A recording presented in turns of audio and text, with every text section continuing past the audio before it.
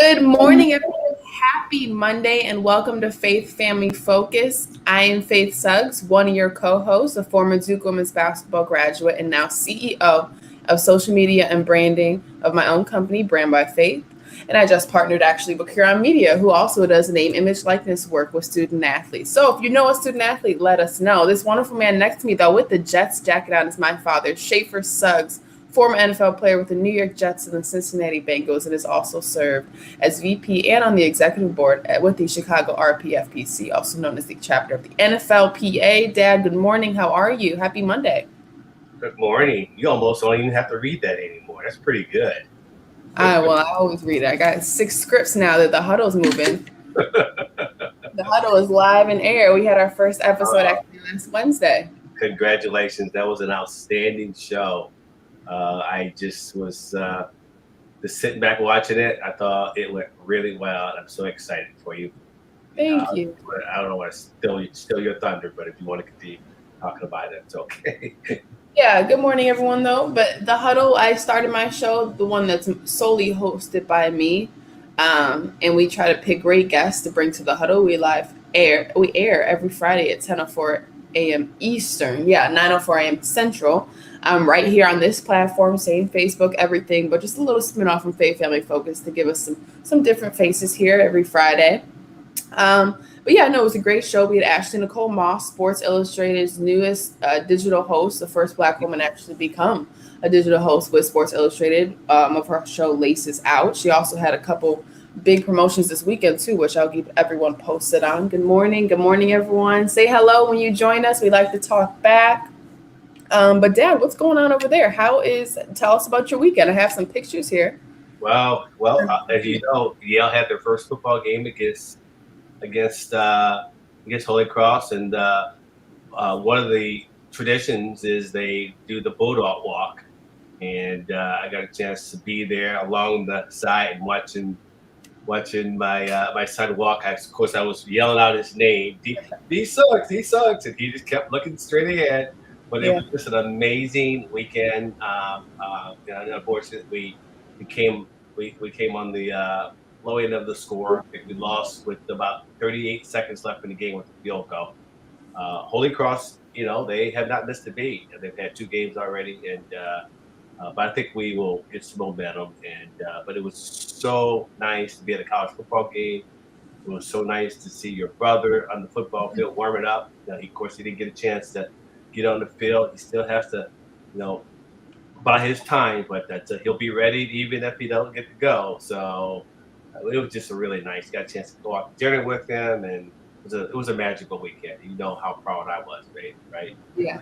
Nothing like, well, at the end of the day, this is your son, and your son is playing the sports you play. So I'm seeing a lot of excitement I've never seen. Not bitter about it, but actually pretty cool to watch.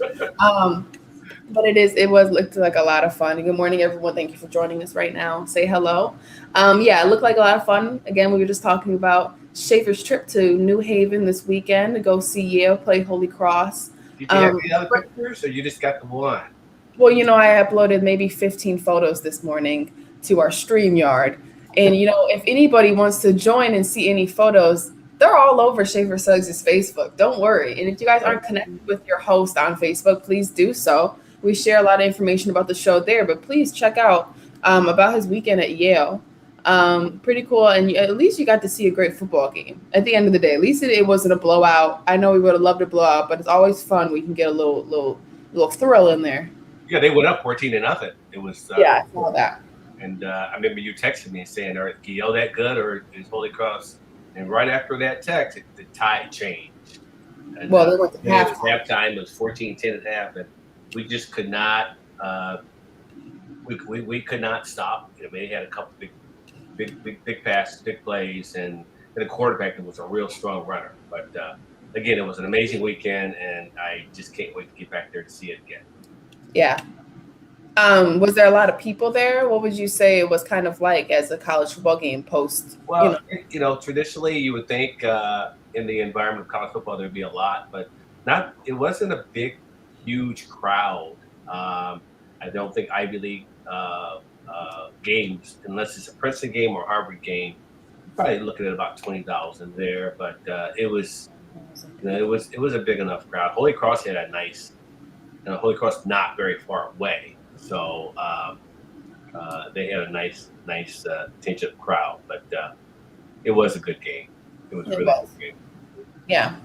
Are you feeling the feeling of fall yet over in Chicago? Like, do you feel like it's coming? 4 weeks, Because in 2 days, it's the first day of fall. right? And no, I already have my fall colors on and I my see fall that. colors on. It's time. I already have the little pumpkins around the house. They're not orange. They're blue and white, of course, but Why are they blue and white, Dave? because I like to step away from the societal norms of what Halloween is supposed to look like. So I wanted to change it up, make it look pretty. That's me. Not the typical orange and black. You want to be different. So mine are white and teal. We're teal family. If anybody's ever been to our homes.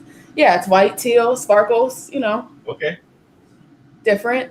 This weekend I got to go to the Kansas State Fair. Let me talk about that experience. We drove 2 hours to Hutchinson, Kansas. We got to visit the state fair. I've been to state fairs in North Carolina, of course, in Raleigh, in the Raleigh Fairgrounds when I was at Duke, but I had never been to Kansas State Fair. So we got to drive 2 hours. Got there right when it was a little warm, so we were struggling for a second. Got our lemonade and funnel cakes and stuff, but I did get to play the basketball game. And Dad, you have seen me play that basketball game I don't know how many times, and I have never won on those hoops, because the hoops and the ball is rigged. Yeah, the hoops are smaller than the ball. Hoops are small, and the ball is one of those old-fashioned Spalding balls that bounce 6 feet in the air once you hit it up there. But I got to win my bear. Oh, there you go. It was on my first try. Yeah, and then Shane has some sort of humor in him, and he took this picture. And if you can see in the background, another man's bear, my bear. I was so proud of my bear. And then I looked over, and this was my face, because I was very confused on why this man was walking around. So many questions about this. Why is he in this golfing outfit? And then why is he I was taking a picture of my bear. Was that the look of the pants or the look of how big his bear was? It was the fact that he decided to get in my picture with his big bear. That wasn't nice. That wasn't good bear etiquette. That wasn't good bear etiquette at all. But yeah, we had a great time.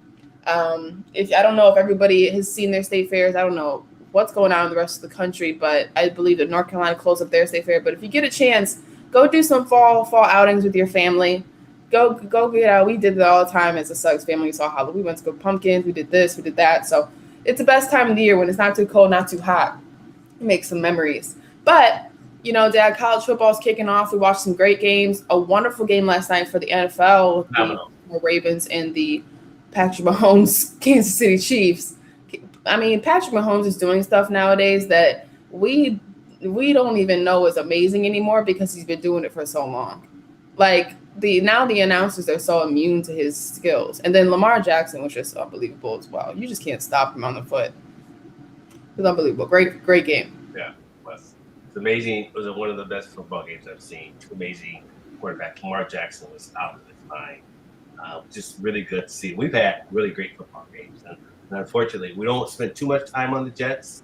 I wore this darker version of the Jets because it was a very difficult day for our brand new quarterback at four interceptions. So we won't spend any time. Of course, Bob and I have experienced many of those types of games when he was my head trainer and I was playing, and we can kind of talk about that. But we know what that's like at the start of the game, start of the season off with a loss like that. So. Oh, I understand completely, Dad. I understand completely. They did play your Patriots too, so I don't. Never goes well for some reason. So we can change the topic and move on. So yeah, I would just say this: that I will pray for the quarterback, because it's not easy to throw some interceptions over there in New York. Yes, I know. But it's okay. The Giants aren't doing go so hot either. Well, unless my Dookie Daniel Jones picks it up. But yeah, Dad, football's rolling, basketball's picking up. The NBA is sending people back to training camp, so they're about to start up soon again. I feel like they just finished.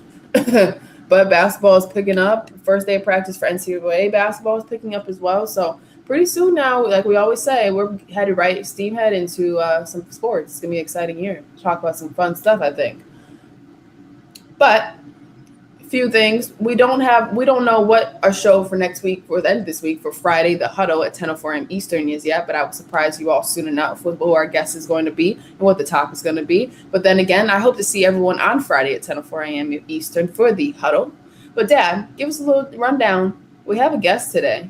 We have an important guest today. Talk to us a little about who it is and why we chose this guest for this special month. Well, it is a special month. We, with Faith Family Focus, we use our stories to heal the family core. Part of that is we've talked about cancer.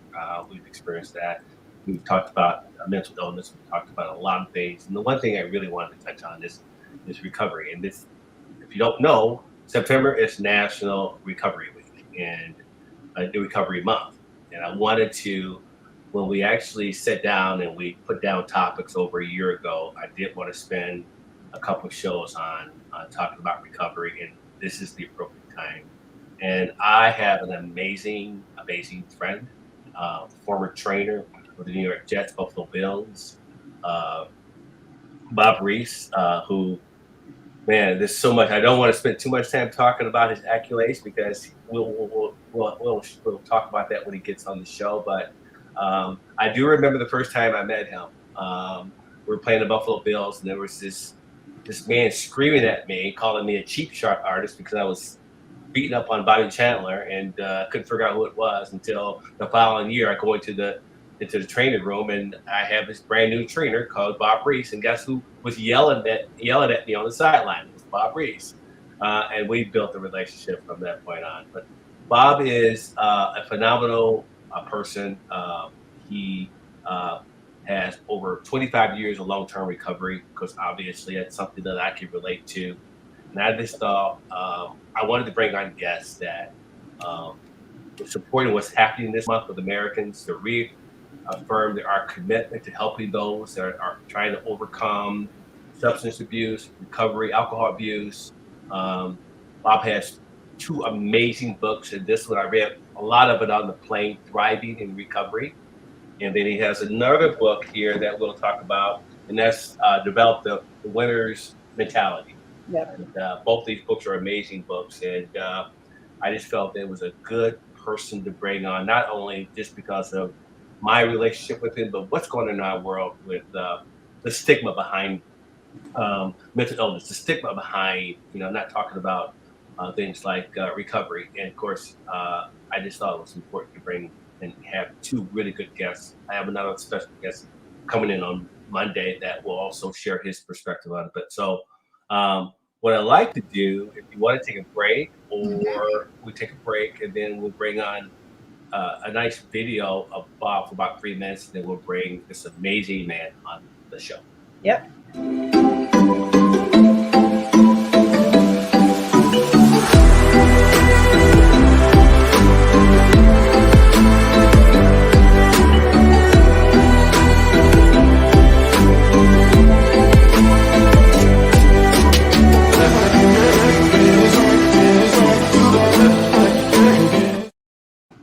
Awesome. That's a reminder. The huddle is every Friday, 10:04 a.m. Eastern. And so let's get our full video to introduce everybody to Bob.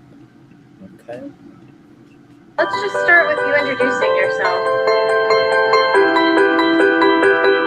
Hi, I'm Bob. I'm a recovering alcoholic. I've been sober for over 23 years. But who's counting?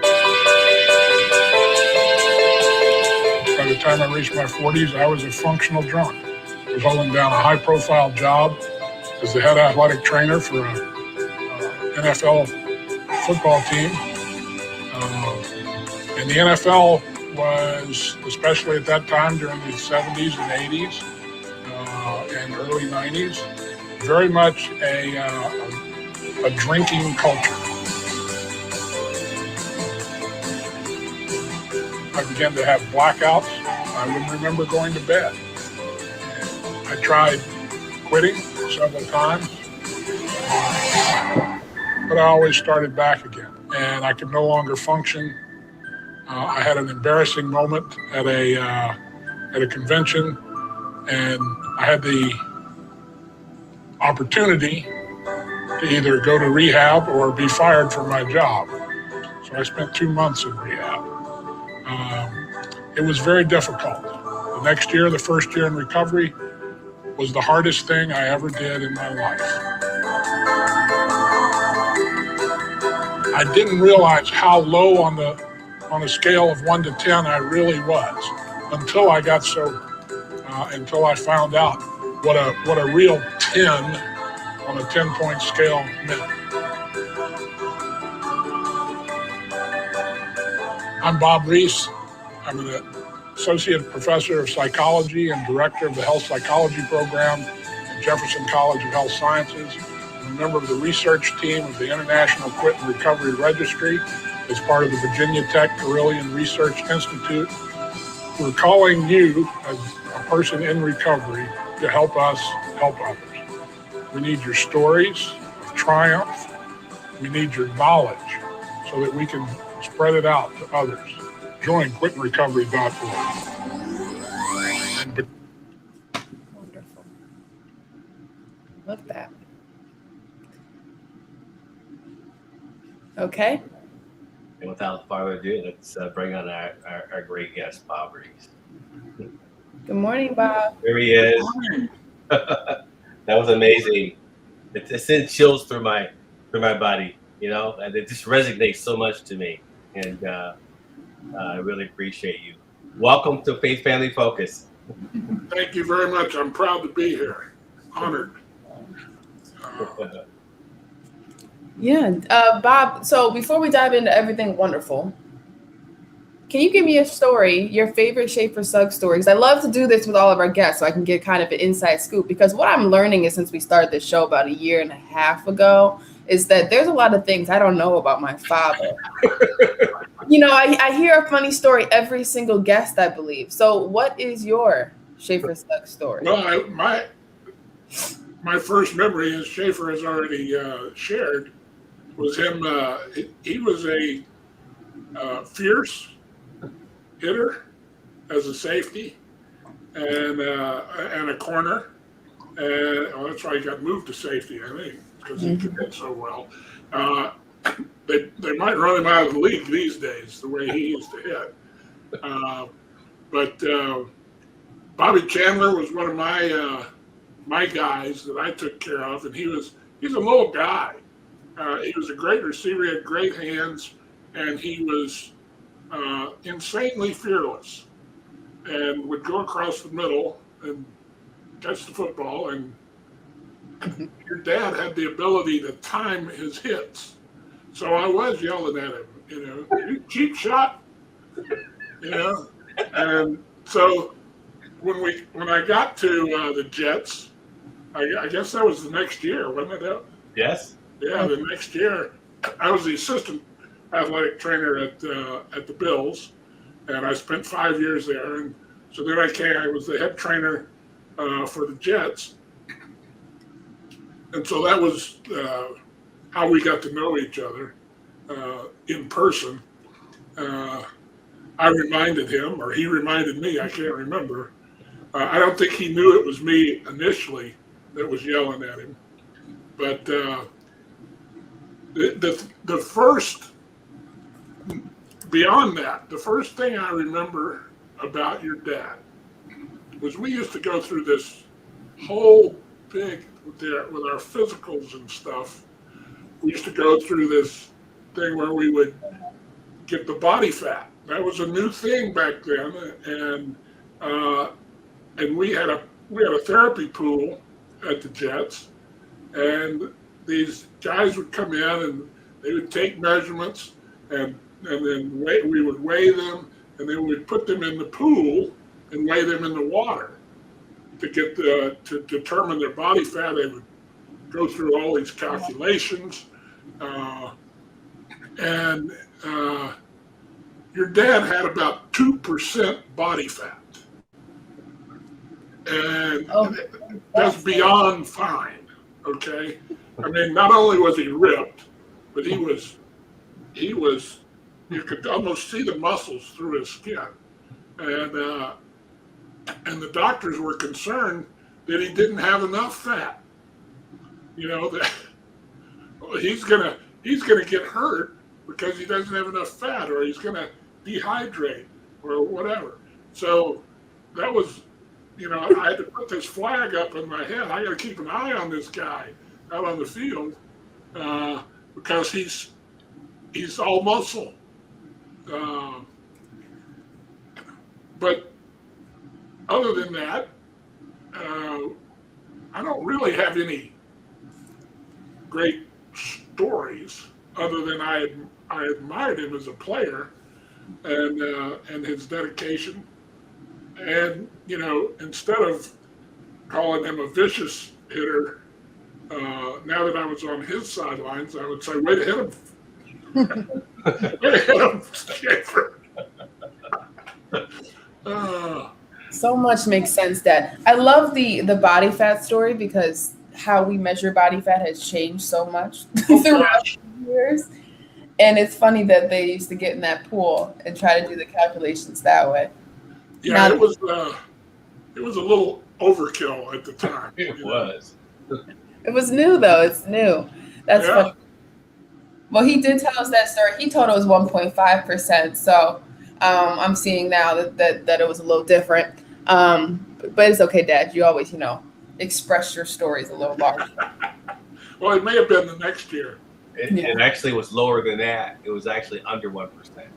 That's I don't know. But people, no one would believe it. I mean, I still have I remember the strength and conditioning coach we had at that time. It was a little guy. I can't remember what it was, but I did. I was, if you remember, Bob, I was hurt a lot my first couple of years, and I attribute that, not the fact that I was also overly aggressive, but I had to realize I didn't have to be on every tackle, and I think by my third year, I think Walton took over, and I remember you said to me, "You know what, Shafe, you got to stay healthy, because you can't be in the training room this year." So I think with a combination of me, just maturing in that part of my body, and not that I added more body fat, but I just got smarter with the way I played. And, yeah, well, I think that comes with the territory. Right. You learn as you go. That ability to kind of pace yourself and understand things. That's one of the things we can talk about later that I thought I could bring to other pro teams after I got fired from the Jets years later. But teaching the rookies how they can pace themselves so they're not worn out by the time the regular season gets there. Because when rookies are playing a game every day at practice, and and they've got to learn. The vets know how to pace themselves. Yeah. When they're up, they're on.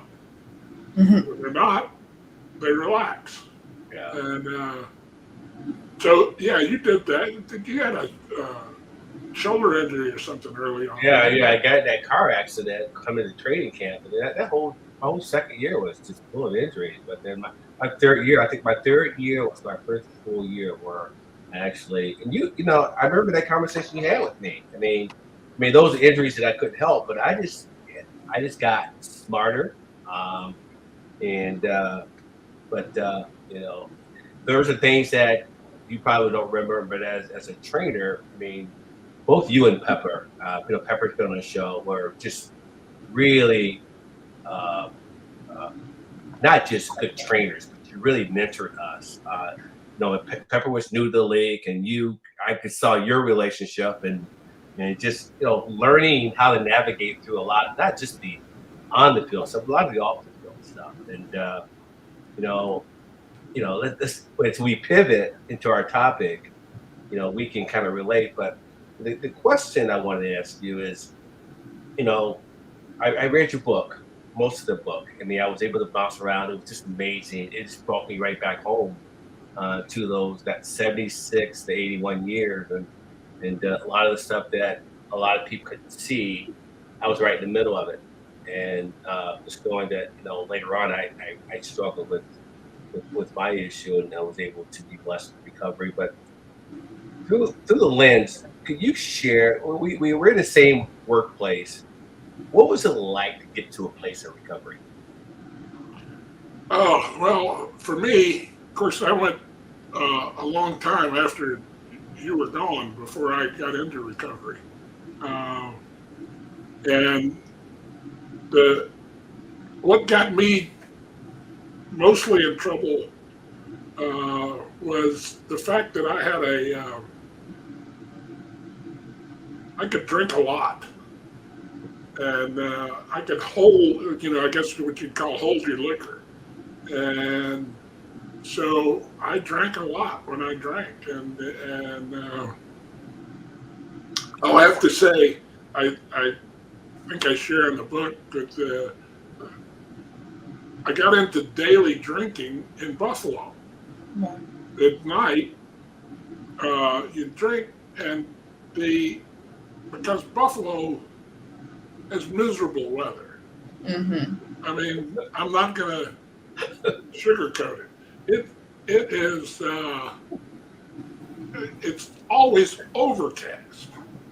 I mean, it's not so much that it's that the snow. I can deal with the snow and that, but it was always overcast. They call it the lake effect because Buffalo sits between Lake Erie and Lake Ontario, and so unless the wind is coming up from the due south, it's picking up moisture, and it makes it overcast.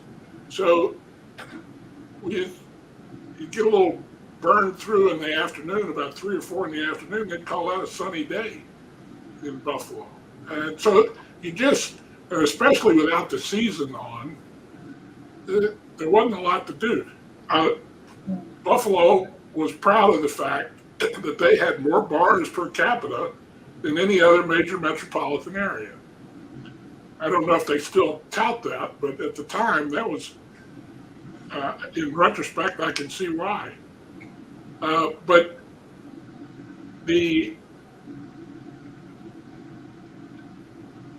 as some of the players used to say, Pat Leahy, you remember Pat, our kicker, Leahy used to say, we drink to celebrate, we drink to mourn our losses.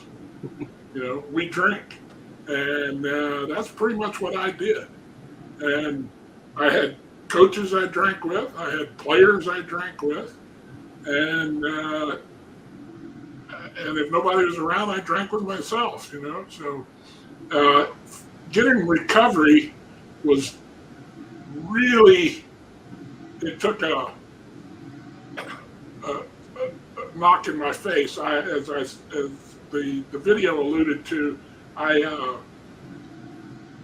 got in a fight at a convention. Believe it or not, Faith, I was defending women in the training room. I had some young trainer telling me that, women shouldn't be in the training room as athletic trainers. And I'm going, that's stupid, And I had too much to drink, and apparently I popped in one. I don't remember it. I still don't remember it. But as Schaefer knows in the NFL, it doesn't take long for you to do something bad for it to get around. I'm sure you knew that at Duke. Yeah. If a Duke athlete did something, the coaches found out about it, if not the next day, within the week. Yeah. And so that put me in the position that, they gave me. I was very fortunate. We had Dick Steinberg at that time had come from the Patriots and was our general manager. And he called me into his office and said, look, we've heard this. There was a problem at this convention.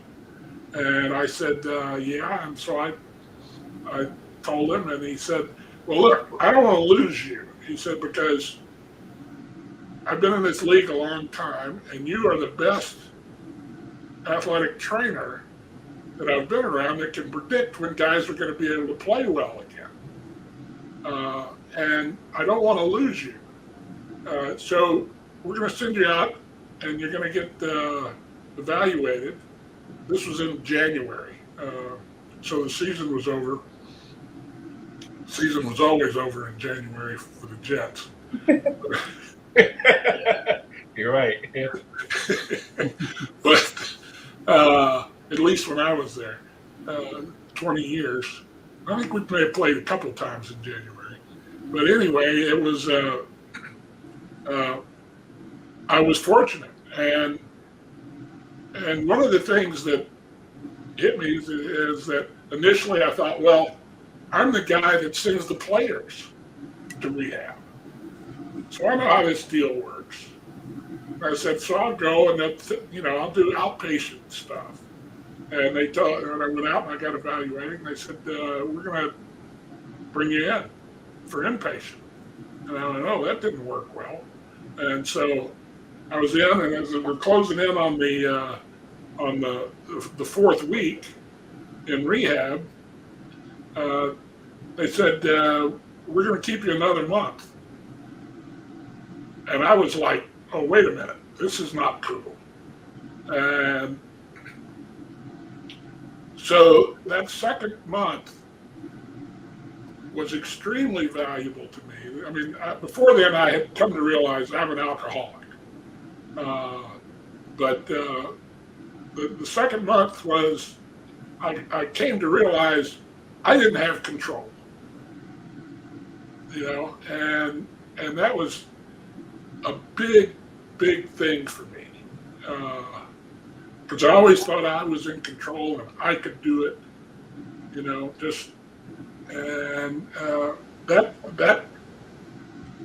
that second month I did a lot of self-reflecting and so forth.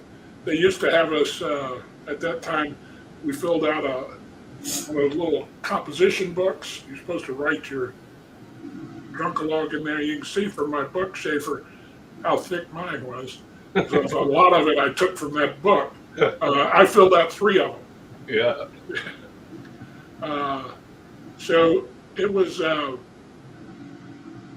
that was the big thing for me, getting through that. Now then, coming back to work was initially not a problem, because Bruce Coslet was the head coach then. He called me into his office, and I'm expecting him to tell me, oh, you're in, one false move and you're gone, buddy. And he said, look, I've had a lot of my friends going to rehab and stuff. He said, I'm not going to ask you how you're doing, but if you got a problem, you let me know, and then we'll go from there. And so that part of it was, the working relationship was very good for the next 5 years. And I think I may have mentioned on the phone the other day, Schaefer, one of the biggest things that I had to overcome was the first time I went out socially, as a member of the Jets. We went to the highlight film opening. They used to have Faith. They would have them downtown in Manhattan at one of the famous restaurants, like this one was at Gallagher's, and they would rent the top floor or something, and they have the press in and show it, and players would come in, and everybody would mingle and talk and do all that. And of course there was an open bar, and the biggest trouble I had was I was sitting there, and I was like somebody that's afraid to fly. I was white knuckling it on the chair, and because all the players were coming by saying, oh, Reese, can I get you a beer? Can I get you a drink? And I'm going, because they didn't know I'd been in rehab. And I'm not drinking. So finally I got up and got just a tonic and lime, so that people would quit asking me. And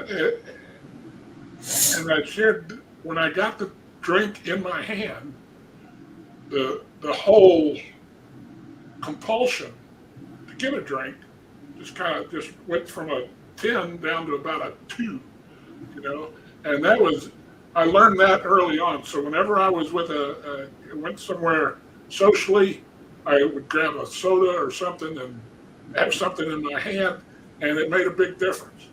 But that first year, well, that was the toughest thing I ever did because I was such an habitual drinker. You know, I can remember one time in rehab we had a men's meeting. So all the guys, there's about 30 guys around in a big circle, and guys are all talking about, you know, how can I pick up a girl if I don't, if I don't have a drink? And so they're talking, and I'm going, oh, this doesn't make it. And I finally said, how the hell can I grill a hamburger if I don't have a beer in my hand? And man, the room just got quiet because everybody started thinking, whoa, this is more about than just social stuff. And it was a big realization. It was hard. I was so fortunate that after about a year, it was about 12, 13 months, I lost the compulsion to drink. It wasn't, I didn't have it pushing on me all the time. You need a drink, you need a drink, you need a drink. And I was very lucky. And that was one of the reasons I wrote this book, because I have a brother who's also in recovery. He's 4 years younger than me. He beat me in recovery by 3 months. He's also in long-term recovery. But he still goes to like 3 or 4 AA meetings a week. I mean, he's still hanging on, you know. And I know we're not supposed to compare addictions, but he was a poly drug user, and he used to say he was notorious because he dealt in his what he was using, and it was a big. I kept trying to tell him there was more to life than AA, you know, that there's more there. So that was really the reason I wrote the book. Yeah. My question to kind of spin off in between that is, as someone with a background in psychology, what can you share about people within AA, within recovery? Because you just said your journey was different than your brother's journey, right? Everybody's journey was different. With a background in psychology, talk to us a little bit about some of the things that help people thrive within recovery. Well, that was something I came to recognize over time. I didn't get it. I went into rehab in 91, and I didn't start my master's in psychology till 94. And I didn't get my, then I got my master's, and then I actually had the teaching job at the Jefferson College of Health Sciences before I got my PhD. Okay. And so I got my PhD, I was 50 something at Virginia Tech. I got my, so the psychology of it is like so much of what's in the book, I looked at it after I had done it. So the psychology didn't help me early on. But my first book, the Develop the Winner's Mentality, was because I got interested in sports psychology, and I just boiled down what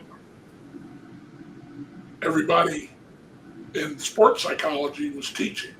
And I came up with what I call the 5 essential mental skills.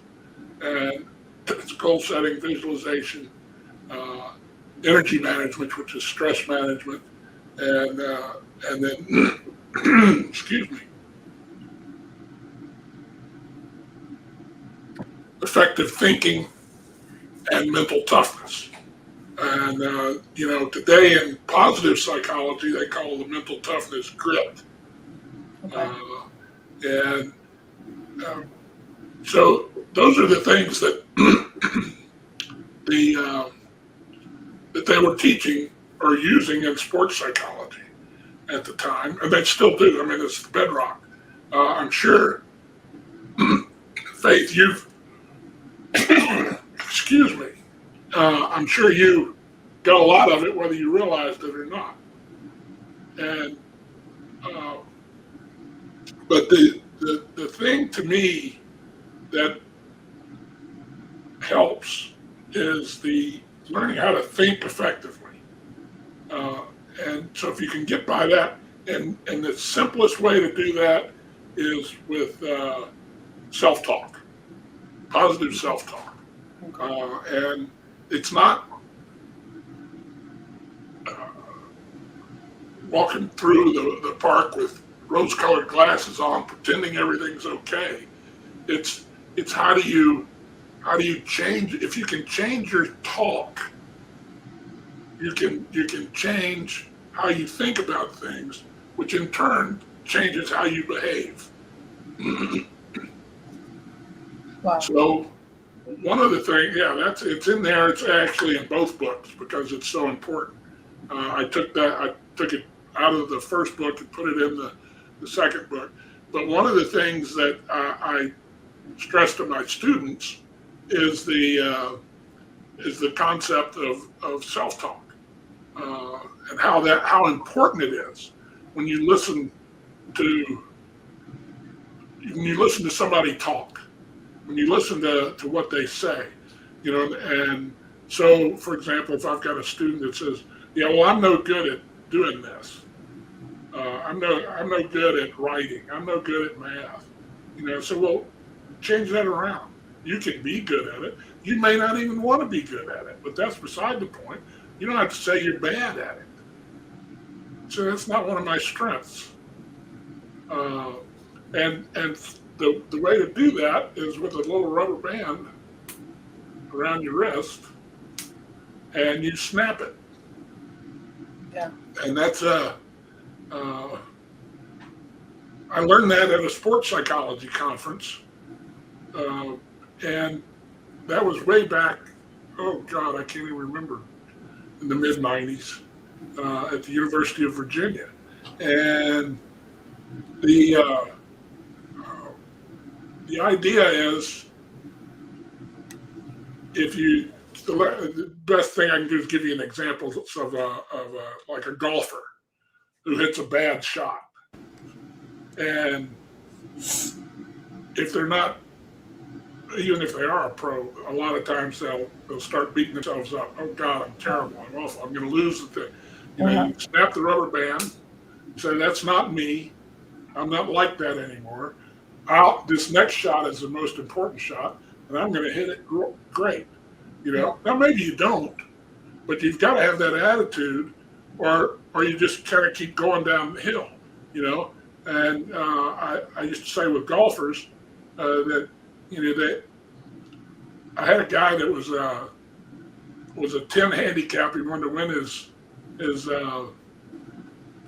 local tournament, and he kept saying, "Well, I'm a 10 handicap. I'm a 10 handicap." And so I asked him what would happen. He'd say, "Well, I play the front nine great, and then I kind of blow up, and then and then I turn it back on." And I said, "Well, why? Do you ever start off poorly?" He said, "Yeah, but then I recover, and I'm a 10 handicap." And I said, "Well, change your self-talk to say I'm a 6 handicap." He said, "But I'm not." And I'm saying, "No, you're not yet, but that's where you want to be, and you have to say this as if it's happened." And that's the hard part of it. But it's a tough. It's a good discipline. If you can learn to monitor your self-talk, you can. I tell students you can't make things happen, but you can certainly help cause them to happen. Right. And I'm, with you being a successful uh, basketball player faith, and I know Schaefer's been there. They, if you look at that book, you'll say, "Oh, I did this. I do this.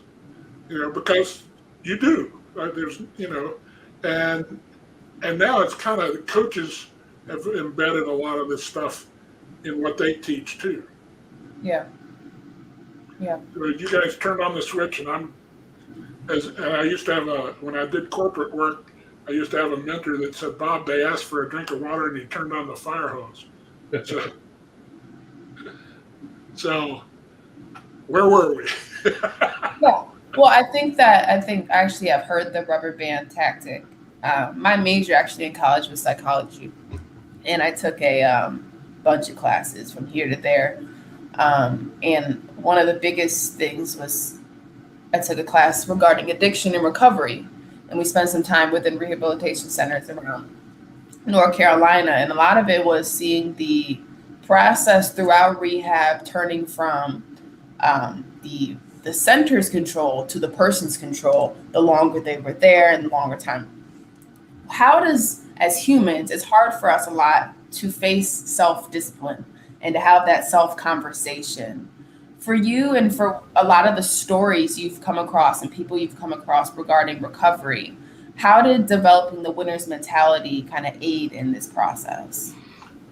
Well, because you're constantly, if you adopt it, you're constantly being positive. And I hesitate to use thinking positive because positive thinking has limits. Okay, people can carry it too far.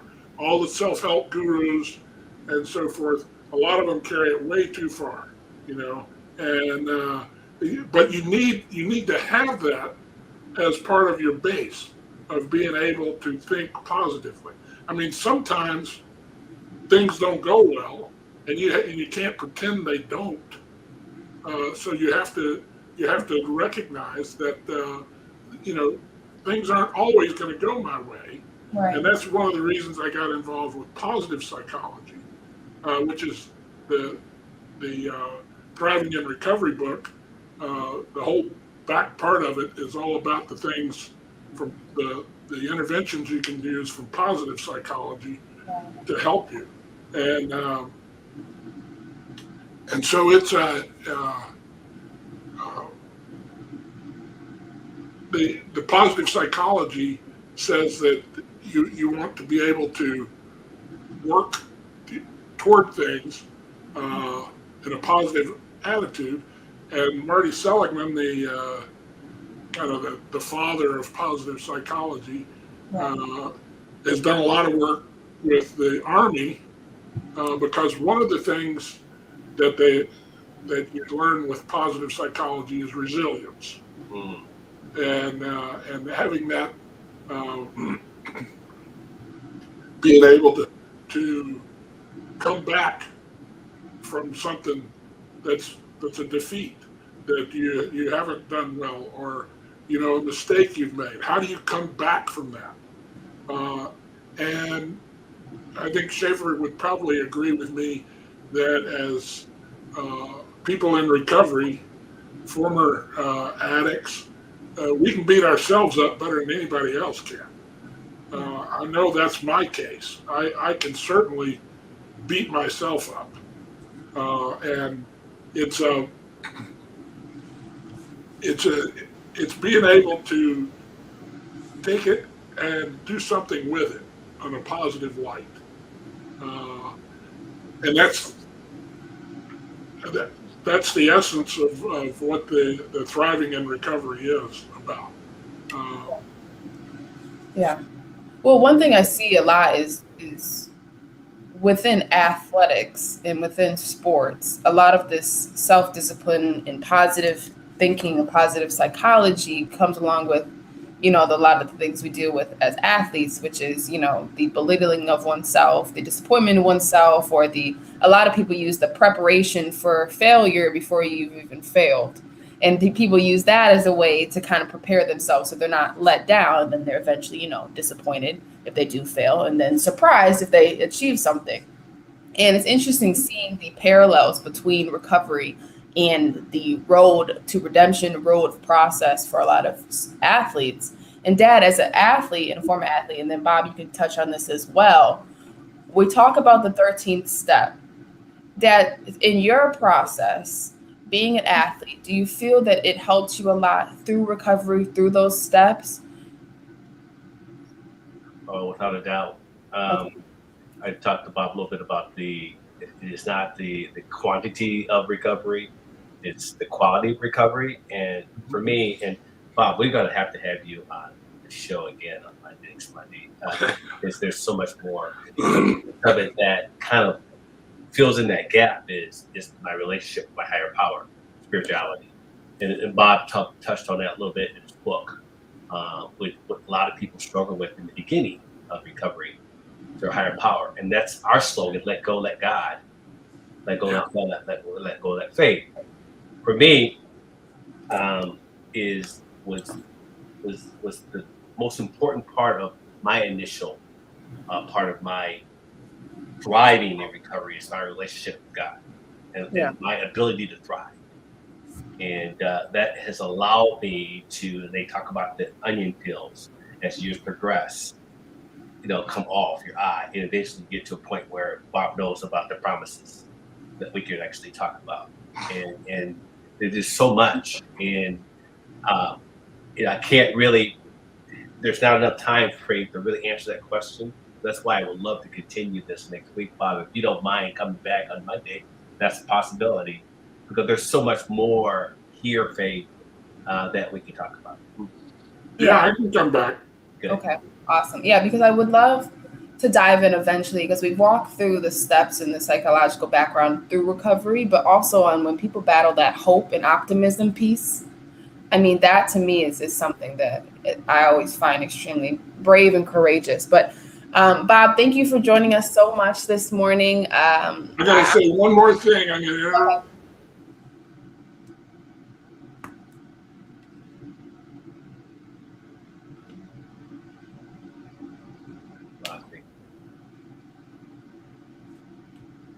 I think you just went out. Yeah, I think you just went out, Bob. Okay, hold on. Yeah, now you're muted. It happens to us all. Okay, there we go. Yeah. Sorry, I was going to say gratitude. Yes. Gratitude gives you the optimism. Yeah. Oh, man. Yeah. Okay. Got to write that down for next one, Dad. Because on Monday, we still have the month of September, and I wanted to have another show on Monday. Maybe we bring another guest along with you. But go ahead and wrap it up, Faith. This is awesome stuff. Awesome stuff. Yeah. Well, thank you so much, Bob. We're excited to see you again, of course. And I know our viewers are very thankful for your story as well. Thank you. All right, everyone. Happy Monday. Don't forget it's Monday. I know we're all feeling like the weekend couldn't be long enough. Good morning, everyone who's tuning in slowly. Once again, you can rerun the show multiple times on Facebook, E360 TV, YouTube, and all the platforms we use. Thank you to Amazon Fire, YouTube, Facebook, Roku, Apple TV, and of course our key platform out of Phoenix, Arizona, E360 TV. Again, this is Faith Family Focus. We're going to use our faith as a vehicle to help heal and sustain others on strengthening their own family core. And of course, our slogan: let go, let God, let go, let faith, and let go, let love. We'll see you guys on Friday for The Huddle. New live show, special guests. Keep your eyes on Facebook and your eyes on Twitter and your eyes on Facebook, because we have all the promos coming soon.